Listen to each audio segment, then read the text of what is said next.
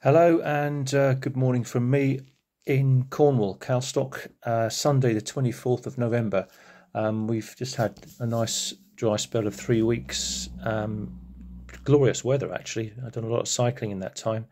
And last week, or middle of last week, beginning of last week, was really warm. So we actually had nearly 16, 17 degrees.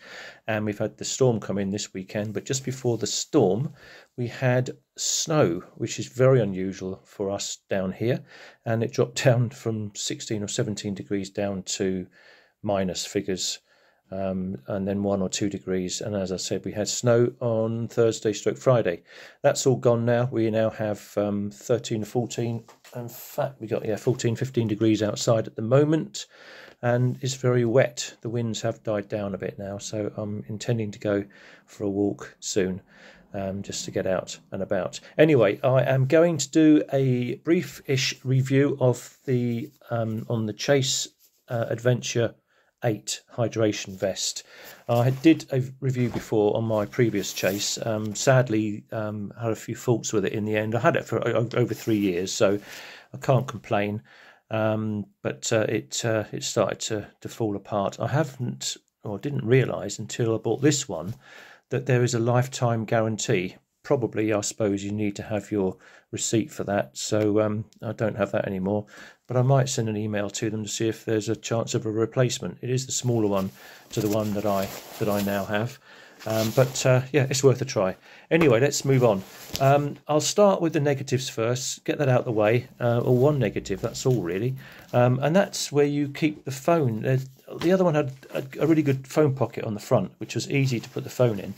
The new one I have here, the phone pocket isn't really big enough. Now, I can't show you my actual phone, but I've got my phone case here because I'm recording with my phone as we speak.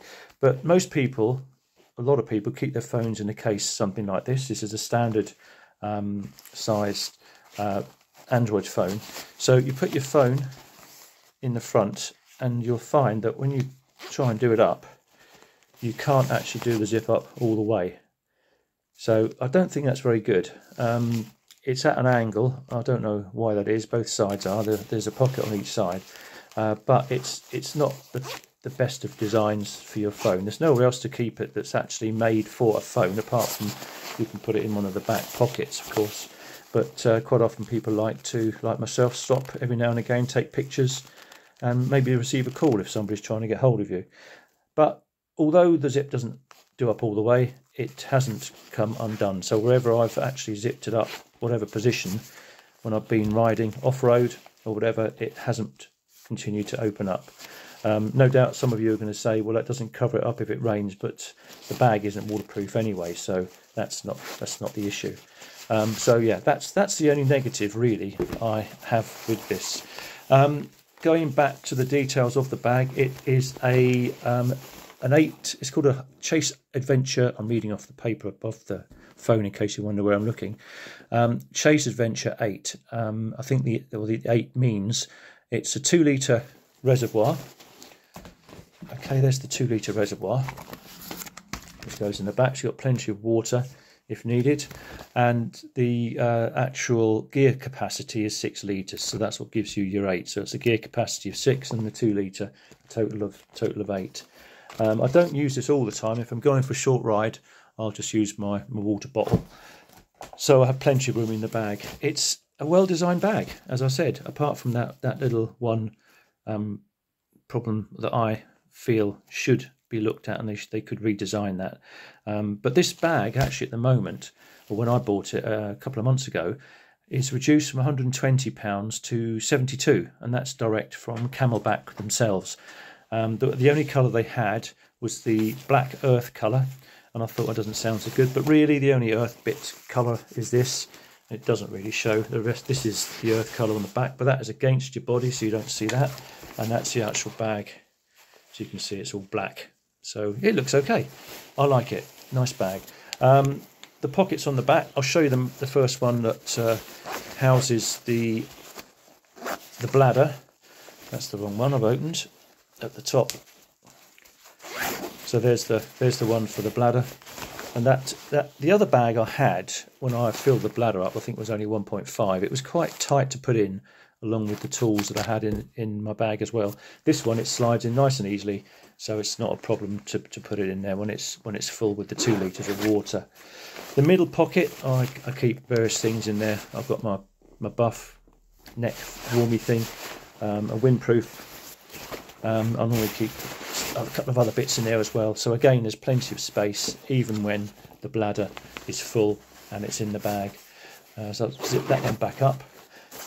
Then you've got another area here to store bits and pieces, which doesn't have a zip, but it's easy to put stuff in and take out.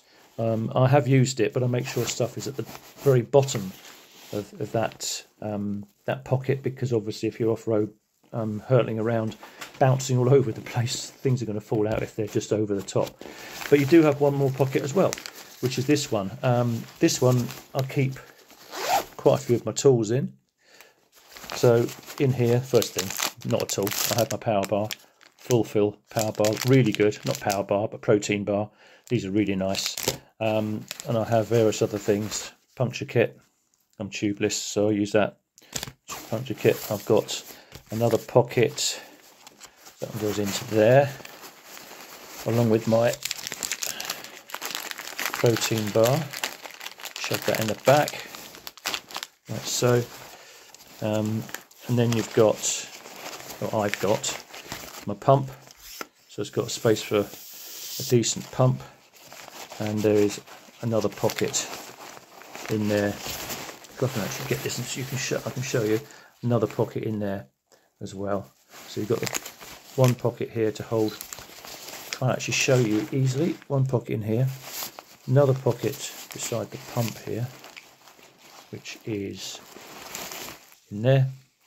Keep a couple of bits of kit in there, and then I've got room for my pump as well. And obviously there's room at the front of this pocket to house other things in there as well. So there's plenty of space. As I mentioned, it isn't waterproof. I don't think any of the CAMELBAK hydration vests are. I might be wrong. I've not looked into it. It's got 2 pieces that go over your arm, really comfortable. 2 straps that go across the front that are easy to undo and do up, like so. Nice and easy. And you can adjust those easily as well. And you need to adjust them, obviously, because when it's full up you need to undo the straps a bit, and when it's not so full you can do them up again. On this other pocket, so this is the other side, I don't keep my phone this side, but there's a zip pocket in there you can keep bits in. In fact, I have got my glasses in there, so I get reading glasses in that side. And I think that is it. Oh yes, there's an outside pocket of both of those pockets, both sides, as well as the inside zipped pocket. That's really it. When you have the reservoir on the back, it feeds through here, down through, and it clips into place on these 2 clips here. I tend to unclip it on this bottom one, and it stays in place here and doesn't flap about all over the place. So all in all, a really good bag. The only downfall is that little moan that I have regarding the phone, but apart from that, it is worth every penny of your £72. I think there might be some deals coming up on the Black Friday, you never know.